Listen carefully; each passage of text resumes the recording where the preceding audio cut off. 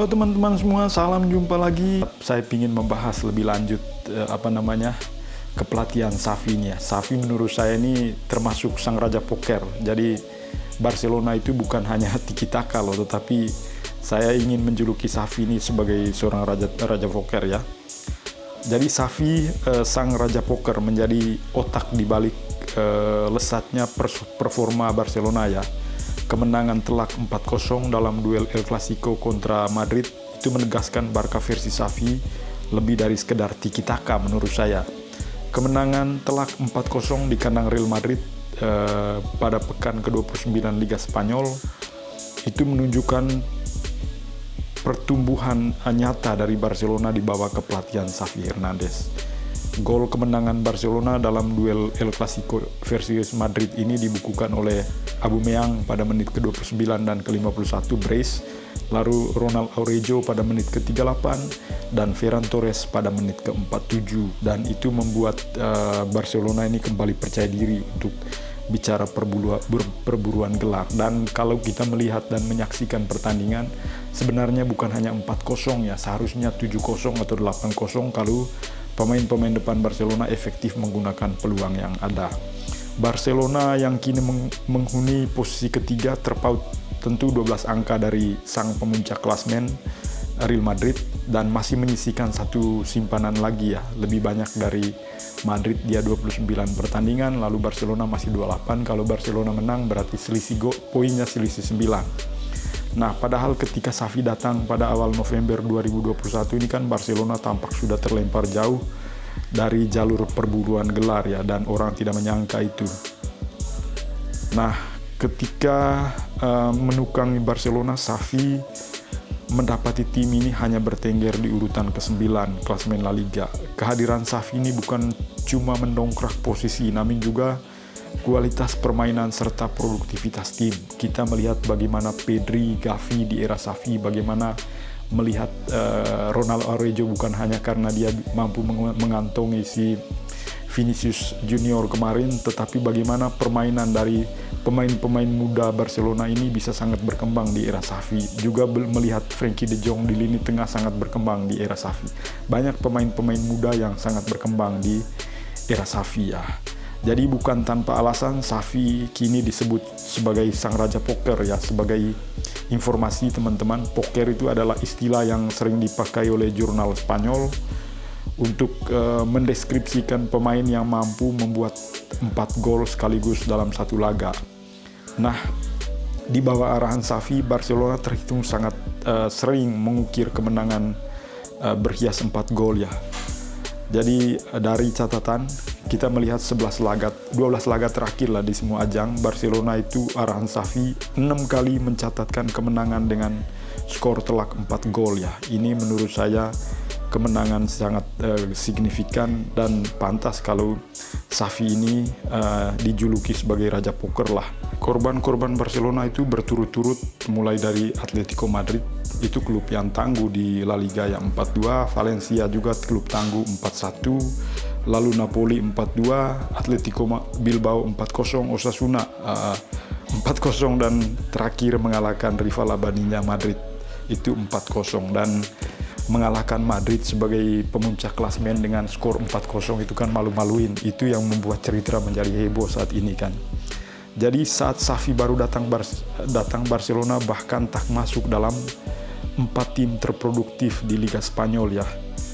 Nah, kini sentuhan Xavi membuat Barcelona itu mampu mencatatkan 56 gol. Cuman kalah tajam dari Madrid kan 59 gol.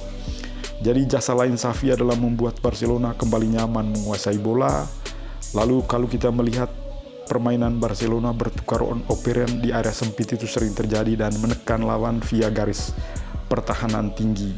Lalu gol ketiga Barcelona ke gawang Madrid yang diciptakan Ferran Torres, kalau teman-teman lihat, merupakan buah manis dari pressing intens yang dikehendaki Xavi ya.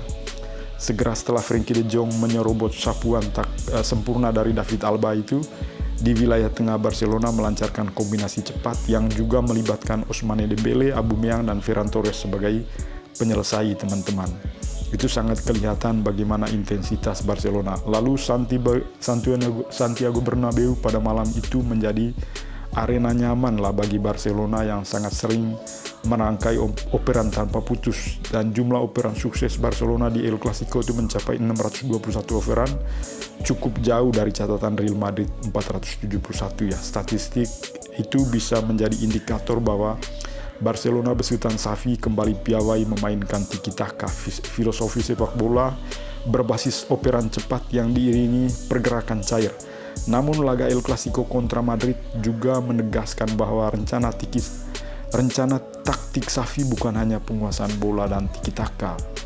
Pasukan Xavi juga bisa memukul musuh melalui bola-bola mati dan situasi transisi via bola-bola panjang. Gol Ronald Araujo yang bersumber dari sepak pojok menjadi bukti. Fans Barcelona tentu masih ingat kala tim menumbangkan Atletico Madrid ya 4-2. Araujo juga membuat gol dalam sebuah situasi sepakan bebas seperti itu ya. Dan sangat sering Barcelona menggunakan bola-bola crossing, bola-bola heading untuk bisa menghasilkan gol untuk tim. Kemenangan telak 4-0 atas Atletico Bilbao beberapa waktu lalu yang dibuka gol Aubameyang juga mulai dari skema sepak pojok. Nah, sementara itu gol pamungkas Aubameyang ke gawang Madrid itu mewakili kelihayan Barcelona mempraktekkan serangan cepat melalui bola lambung. Gol Aubameyang yang diinisiasi oleh operan jauh Gerard Piqué dari jantung pertahanan, kalau teman-teman lihat ke sisi Ferran Torres itu sangat menarik.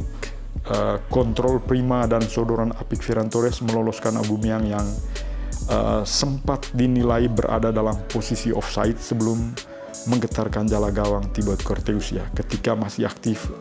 Jadi ini sangat kelihatan sekali bagaimana Xavi itu mengkompilasikan antara tiki-taka, operan pendek, lalu menggunakan bola-bola mati. Bahkan pencetak gol Barcelona bukan hanya pemain-pemain depan, tetapi back juga bisa mencetak gol, lalu dari lini kedua juga bisa mencetak gol. Jadi sangat variatif, tidak bergantung pada satu orang. Ini yang membuat Barcelona ini semakin berbahaya loh. Dan ketika masih aktif bermain, Xavi memang merupakan nyawa dari filosofi tiki-taka ketika dilatih oleh Pep Guardiola ya. Namun kita lihat sekarang sudah duduk di kursi pelatih, Xavi berhasil menyuntikkan elemen yang berbeda dan membuat permainan Barca itu semakin kaya dan semakin bernyawa, semakin beradaptasi dengan sepak bola yang modern dan sepak bola baru. Menurut saya, Xavi ini salah satu pelatih jenius lah di La Liga dan mungkin di Eropa, karena kekalahan